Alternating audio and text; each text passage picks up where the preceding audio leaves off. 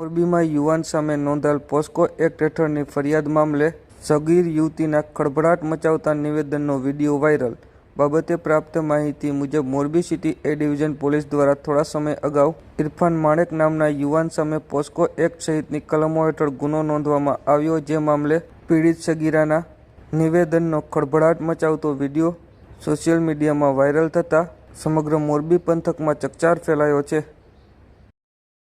મારા ઘરેથી નીકળી નહોતી. મારા મમ્મીએ મને ઘરમાંથી કાઢી નાખી હતી. મારા મમ્મીએ મને એમ કીધું કે ઓલા છોકરાની ઘરે વહી જા. મને ધમકી દીધી કે તું ઘરમાંથી નહીં જા તો હું ફિનાઇલ પી લઈશ. એટલે હું ઘરમાંથી નીકળી ગઈ હતી અને હું સામેથી જ એ છોકરાની ઘરે ગઈ હતી.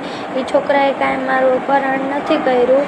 મારા મમ્મીએ ખાલી ખોટો કેસ કર્યો છે એની પાસેથી પૈસા લેવા માટે. અને હિન્દુ સંગઠનવાળા લોકોએ પણ ધમકી આપી હતી કે અમે કંઈ એમ જ નિવેદન આપવાનું છે ત્યાં કોર્ટમાં ને બધે, પણ મેં એવી રીતે નિવેદન નથી આપ્યું.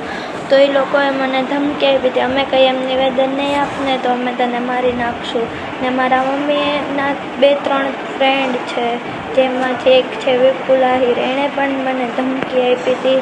ને એ છોકરાને પણ ધમકી આપી હતી કે આને છોકરીને મૂકી દે નકર આને મારી નાખશું ને એવી રીતે બધી ધમકી આપી હતી. ને મારા મમ્મીએ ખાલી ખોટા જ કેસ કર્યા છે આ છોકરા પાસેથી પૈસા લેવા માટે. ને મને આ લોકો કાંઈ કરી નાખે ને તો એ છોકરા ઉપર કાંઈ ન આવવું જોઈએ. પપ્પા અમારી સાથે 2 વર્ષથી નથી રહેતા, કેમ કે મારા મમ્મી આવી રીતે છોકરાઓ સાથે વાત કરે એ વાતની મારા પપ્પાને ખબર પડી ગઈ, એટલે એ અમારી સાથે નથી રહેતા. મારા મમ્મી, મારા મામી ને મારા માસી ત્રણેય ખાલી ખોટો છોકરાને સલવાડવા માટે જ કેસ કર્યો હતો. હું સામેથી જ છોકરા પાસે ગઈ છું અને એ છોકરાએ મારી સાથે કાંઈ ખોટા કામ માટે હું મરી જઈશ પણ એના વિરુદ્ધ નહીં જાઉં. આ હિન્દુ સંગઠનવાળા એ મને ધમકી આપી છે કે અને એ લોકો મને ફેરવવા માગે છે.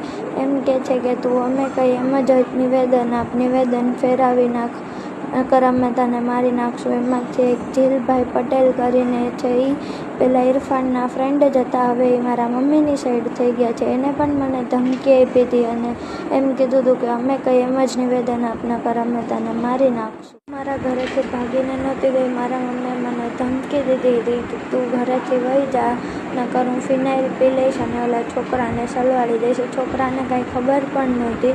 મારા મમ્મી, મારા માસી ને મારા મામી ત્રણેય રાંડ જ છે, બધાને ખબર છે.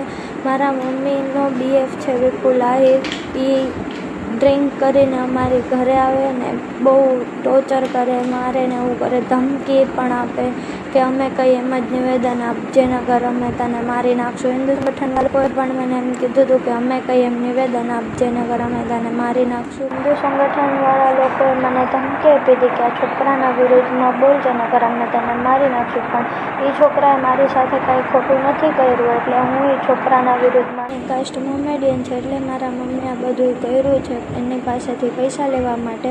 મારા માસી એક મોમેડિયન સાથે મેરેજ વગેરે છે, એનું નામ એમ જ છે. હું એ છોકરાની ઘરે સામેથી જ ગઈ હતી, એને મારું કાંઈ અપહરણ નથી કર્યું. મારા મમ્મીએ ખાલી ખોટા જ કેસ કર્યા છે એની પાસેથી પૈસા લેવા માટે. ને અમારી 2 વચ્ચે એવા ખોટા કાંઈ કામ પણ નથી થયા. અમારા મેડિકલ રિપોર્ટ પણ નોર્મલ જ છે. એને એ છોકરાએ મારી સાથે કાંઈ ખોટું નથી કર્યું.